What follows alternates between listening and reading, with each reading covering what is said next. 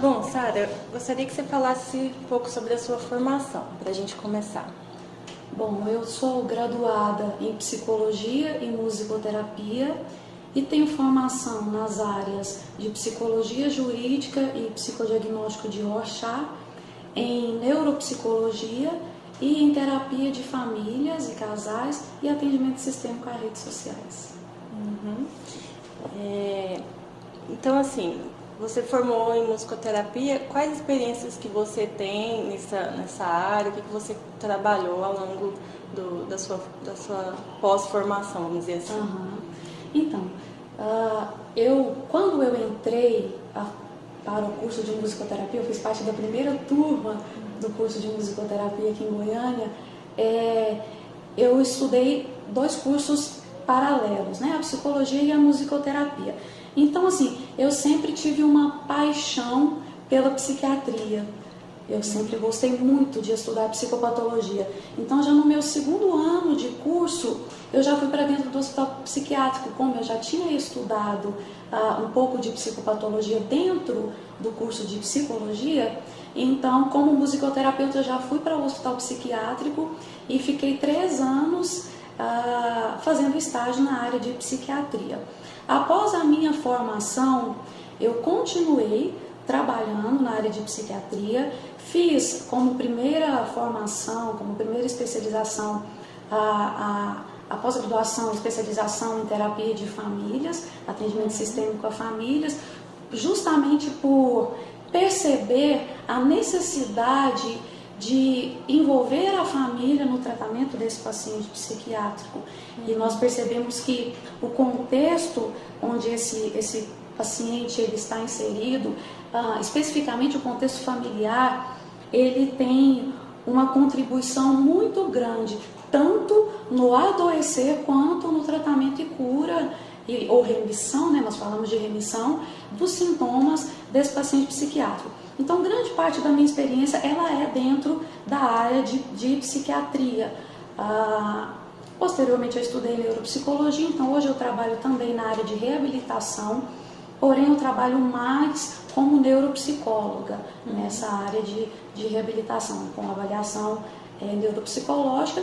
E quando o paciente, geralmente são crianças, né? Eles são indicados de fato para essa reabilitação, eu uso o recurso da musicoterapia como mais um complemento, mais uma arma, digamos assim, não é? Para poder estar trabalhando e oferecendo uma qualidade de vida melhor para esse paciente. Então, vamos dizer assim que a musicoterapia apareceu mais no contexto de crianças, na reabilitação, na sua prática depois da formação, dessas formações. Eu diria que 50%, porque na verdade até hoje eu trabalho com psiquiatria, com pacientes psiquiátricos, então eu tenho um público adulto razoável, não é? Então digamos que ficaria 50%. Os pacientes crianças que são procurados, geralmente são crianças que vêm indicadas pela escola por causa de déficit de atenção, hiperatividade. Hoje a gente vive a era do transtorno de hiperatividade e déficit de atenção, né, TDAH. Então, assim, existe uma demanda muito grande desse tipo de pacientes para o consultório, não é? Além de crianças com autismo, mas também dentro dos transtornos psiquiátricos especificamente, depressão, esquizofrenia, os nossos diversos transtornos de ansiedade, existe um público adulto que é grande, e a musicoterapia ela tem um papel que eu acredito ser primordial no tratamento desses pacientes. O que ela alcança, não sei se nós vamos falar sobre isso daqui a pouco, mas a musicoterapia ela consegue ir e alcançar o lugar onde a psicoterapia não vai. E eu digo isso como psicoterapeuta. Legal. Não é? Então, assim, muitas vezes a psicoterapia, por ser, não digo unicamente, mas predominantemente verbal, ela tem dificuldade de ter acesso a esse tipo de clientela. não é? Então a musicoterapia ela nos dá um recurso muito bom, porque ela vai onde a fala não vai, a música vai onde a minha voz falada não vai. Legal. E você utiliza, tem algum tipo de técnica da musicoterapia que você trabalhou mais? Improvisação, recriação? Então, eu acredito que a técnica a ser utilizada, ela depende de duas coisas. Primeiro, qual patologia eu estou tratando, né? Com qual tipo de doença, digamos assim, apesar que em sistêmica nós não falamos de doença, né? Mas num termo comum, qual doença ou qual patologia eu estou tratando e quem é esse indivíduo que está comigo no contexto de tratamento terapêutico. Então, assim, por exemplo, se eu trabalho com uma criança que tem TDAH, é uma criança que precisa ser trabalhada a concentração, muitas vezes ela tem dificuldade de noção, tempo e espaço. Então nós podemos sim utilizar muito de improvisação, jogos musicais para estar trabalhando isso com essa criança. Principalmente a organização. Se nós trabalhamos ritmo com uma criança que tem TDAH, nós vamos ao mesmo tempo estar trabalhando a concentração e conseguindo conter essa criança, no sentido de ensiná-la no comportamento dela, ela ter esse autocontrole, não é? Porque uma das características da patologia é que a criança ela não consegue, né? Ela não tem controle nem mesmo sobre os próprios movimentos, às vezes ela não consegue ficar quieta. Então nós utilizamos, eu particularmente gosto muito de utilizar improvisação e utilizar jogos musicais para poder estar trabalhando essa noção de tempo, espaço, de controle. Certo. Então, falando de criança e de família, né, que é um desafio para a família lidar com determinados diagnósticos, como que seria então pensamento sistêmico, abordagem sistêmica, atuando juntamente com essa prática, com essa técnica musicoterapêutica que você conhece também, domina?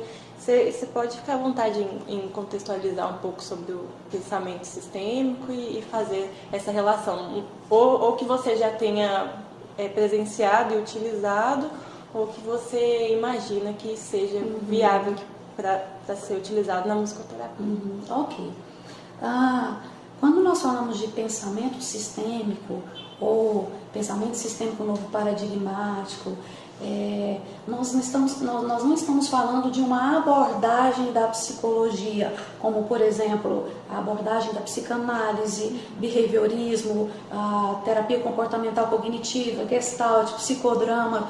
Essas são abordagens da psicologia, essas são áreas, né, de pensamentos e conceitos teóricos dentro da psicologia. Quando nós falamos de pensamento sistêmico, nós estamos falando de uma epistemologia. A epistemologia, ela diz respeito a fundamentos, conceitos, valores que vão dar, né, que vão gerar uma teoria. Então, o pensamento sistêmico, ele não é pertencente à psicologia. Ele é um pensamento científico que, inclusive, surgiu dentro da física, dentro da biologia, com experimentos do Maturana, por exemplo, que é um grande referencial, não é? Então, quando nós falamos de pensamento sistêmico, nós estamos falando de uma nova forma de se pensar a ciência.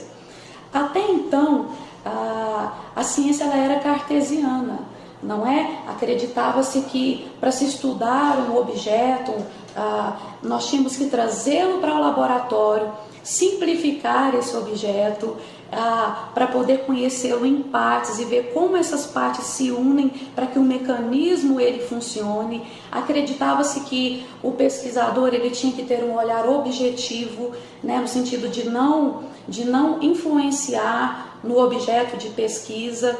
E o pensamento sistêmico ele veio não contrapor, mas dizer o seguinte: olha, eu preciso estudar o fenômeno no contexto dele, no contexto onde ele está inserido e onde ele está acontecendo. E não é possível eu ter uma postura de objetividade, porque por mais que eu tente, eu vou influenciar no meu objeto de estudo. não é? Então são pensamentos científicos que influenciam a nossa forma de ver o conhecimento científico, e hoje ele é usado em várias áreas, por exemplo, na administração, não é? Porque não é um objeto da psicologia. Porém, dentro da área de terapia familiar, bem antigamente, estudiosos começaram a observar que a família ela tinha um papel predominantemente no adoecer ou na cura do paciente psiquiátrico. Lá na psicanálise ainda, nos primórdios, nos estudos da psicanálise, eles falaram, olha, a família ela tem uma influência muito grande no adoecer desse paciente, na remissão dos sintomas também. Então começaram a se atentar para a família. Posteriormente, veio o pensamento sistêmico e, digamos, né, o pessoal da terapia de família, opa, vamos pegar esses conceitos, essas ideias e vamos trazer para a área da terapia de família. Então, daí surgiu a terapia familiar sistêmica, não é?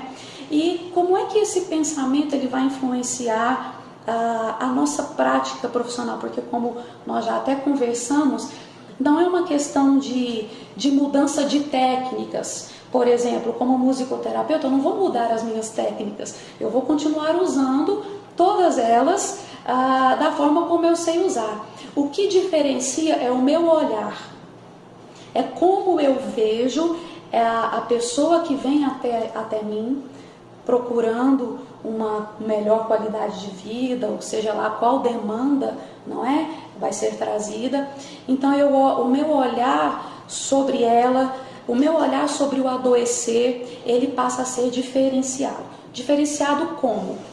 Nós acreditamos que o poder de adoecer ou de curar, ele está nas relações. O pensamento cartesiano, ele vai dentro da psicologia, ele vai me dizer o seguinte: a doença, ela está no indivíduo. O indivíduo adoece. Então, se o indivíduo está doente, eu vou tratá-lo para que ele seja curado. Dentro do conceito de saúde e doença em psicologia, baseado no pensamento sistêmico, nós acreditamos que o adoecimento ele está nas relações. Então, se o adoecimento ele está nas relações, eu vou buscar trabalhar essas relações, observando o indivíduo no seu contexto, para que assim eu modifique o contexto de relações interpessoais dele e traga instrumentos para que ele possa ter uma remissão de sintomas. Então o sintoma, ele não é visto no indivíduo, mas ele é visto na relação desse indivíduo com os diversos contextos dos quais ele faz parte, não é? Então, trazendo para a musicoterapia, vou continuar usando as mesmas técnicas, não vai mudar nada. A diferença está na forma como eu olho. Eu não estou olhando mais, por exemplo, um esquizofrênico. Eu não trato o esquizofrênico, mas eu trato o João, que me procurou, que tem uma história de vida, que tem família, que tem amigos, que tem um cachorro, que tem um papagaio, que pode ter um filho, que está internado em um hospital ou não, ou está em caráter ambulatorial, né? Está no meu consultório. Então, assim, eu tiro o foco da doença e passo a enxergar o indivíduo como um todo, potencializando aquilo que ele tem de bom e acreditando que fazendo isso, o fator adoecimento, ele vai acabar entrando em remissão. Por quê? Porque se eu tiro o paciente do seu contexto, isso que acontece na institucionalização, eu tiro o paciente do seu contexto, eu interno no hospital psiquiátrico, digamos, ele vai ficar lá, vai tomar a medicação, vai fazer as diversas, né, terapias que existem ali dentro para melhorar, e ele vai ter uma melhora, sim, vai. Ele foi tirado de um contexto que às vezes estava fazendo mal.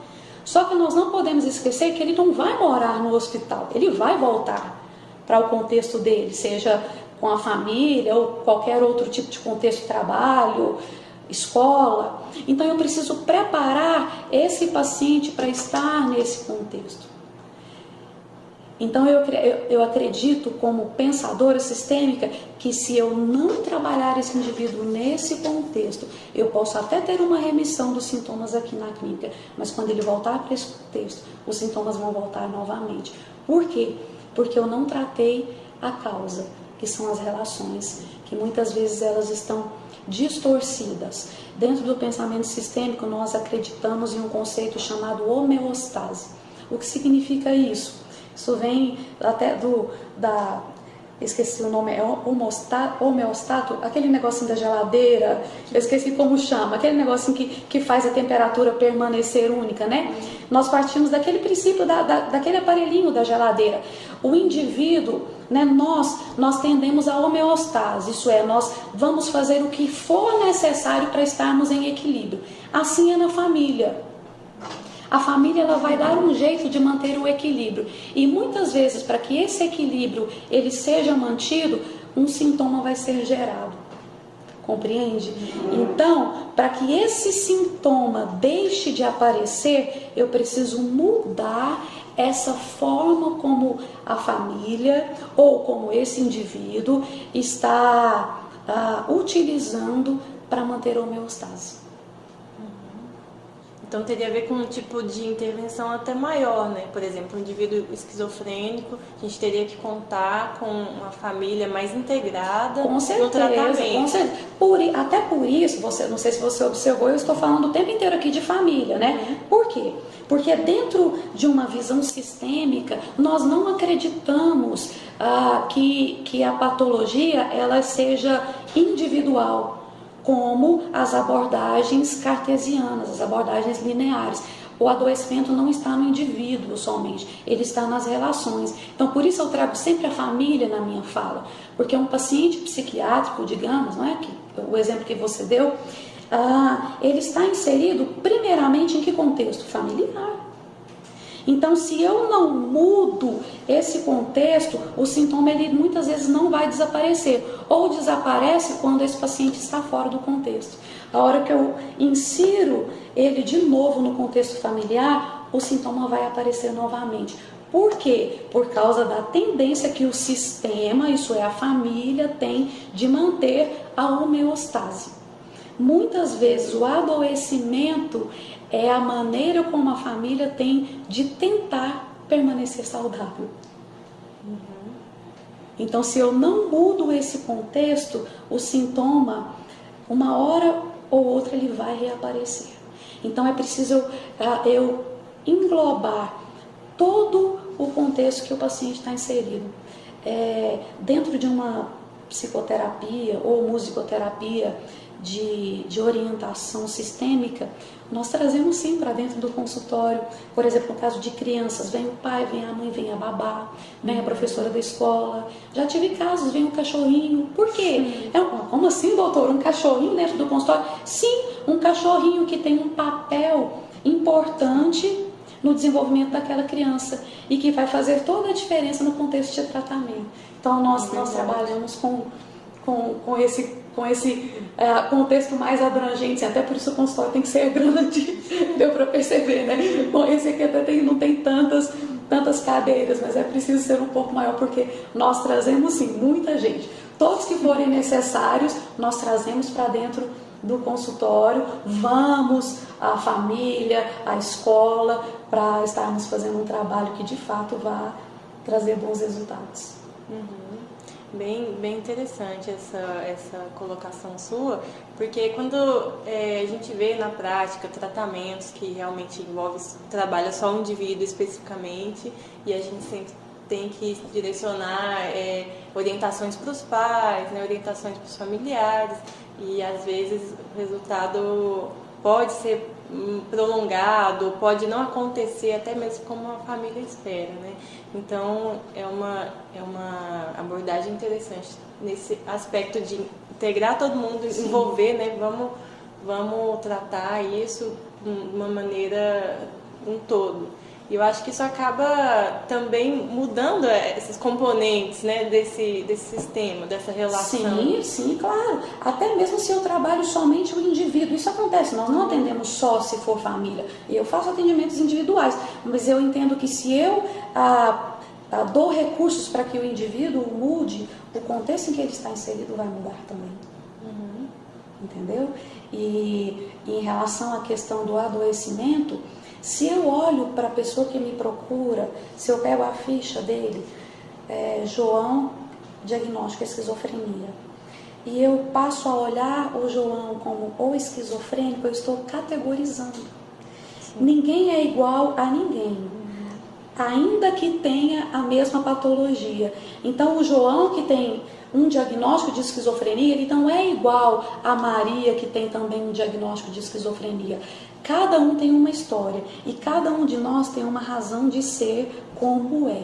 Então eu preciso compreender isso a partir de um pensamento sistêmico, eu enxergo dessa forma, que eu preciso compreender que são pessoas diferentes, que são indivíduos e que têm que ser tratados, não no sentido de tratamento, mas nós temos que lidar com essas pessoas de acordo com a sua individualidade. Senão eu vou estar categorizando e seria a mesma coisa de, por exemplo, se eu medicasse, né, todo paciente que entra aqui com TDAH vai tomar Ritalina e pronto, acabou. E a gente sabe que nem no contexto médico é assim, não é?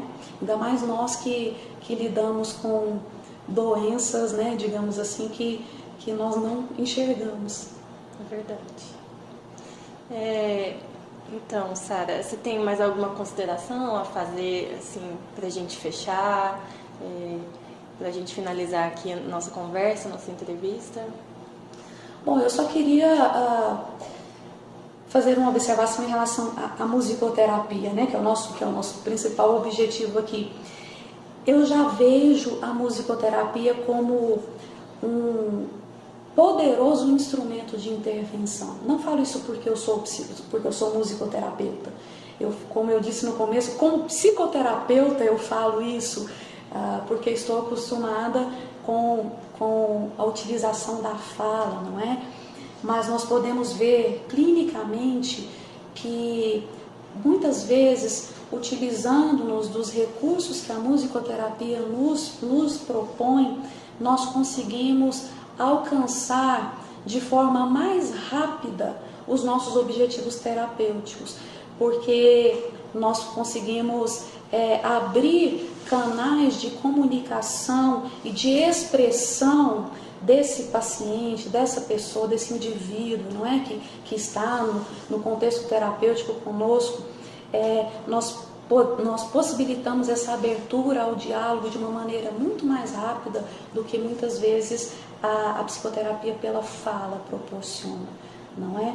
Além do fato de que, por exemplo, se eu estou tratando de crianças, a própria questão da musicoterapia ser lúdica, isso já ajuda muito. Sou neuropsicóloga, trabalho com reabilitação. Me fala, você é adulta, o que você preferiria? Sentar aqui na mesa comigo, na minha frente, e ficar fazendo um monte de exercícios, porque a reabilitação neuropsicológica é assim, ou que vão proporcionar um resultado, como por exemplo, quero trabalhar sua concentração, sua memória, vão trazer resultados. Ou você preferiria, através de jogos musicais, estar trabalhando as mesmas coisas de uma forma que não te cansa, de uma forma que é lúdica e que vai alcançar os mesmos resultados, não é? Então, assim, não é uma questão de mensurar o que é melhor e o que é pior, porque não tem melhor nem pior, mas tem caminhos, não é? E da mesma forma eu acredito que tem casos que a musicoterapia não compete, entende? Então, eu acredito que o profissional, nós precisamos ser muito honestos conosco e com quem nos procura, né? E averiguarmos qual é o melhor caminho, qual é a melhor conduta, como eu posso alcançar os objetivos que eu preciso alcançar de forma mais rápida, de forma que eu traga benefícios para o meu paciente, o meu cliente, não é? E consiga alcançar os meus objetivos. E a musicoterapia por si só, ela já tem uma característica sistêmica. A própria formação do musicoterapeuta, ela é uma formação multidisciplinar, não é? O pensamento sistêmico ele aponta para a interdisciplinaridade. Infelizmente, isso não é uma realidade hoje para nós brasileiros, mas eu acredito que a musicoterapia ela já é multidisciplinar por si só. Então, assim, isso possibilita, já é um passo para a interdisciplinaridade, não é? E é um passo para que o profissional da área, né, nós profissionais da área, possamos olhar aquele que está sob os nossos cuidados, respeitando a individualidade, olhando-o como um todo, englobando dentro do seu contexto de inter-relações e não categorizando em divisões diagnósticas e em técnicas específicas para cada diagnóstico, não é? Sim. Eu acredito que a musicoterapia ela é muito boa por isso, porque nos dá todas essas possibilidades. Tá certo, então, Sara, muito obrigada pela sua contribuição e desejo muito sucesso para você na sua carreira e muito feliz por saber que tem uma musicoterapeuta com essa bagagem, né, que pôde nos trazer uma clareza mais consistente do que é o pensamento sistêmico, do que pode ser feito na prática, enfim, as diversas possibilidades, como você disse, os caminhos que a gente pode percorrer. Muito obrigada. Eu que agradeço, precisando, podem contar comigo.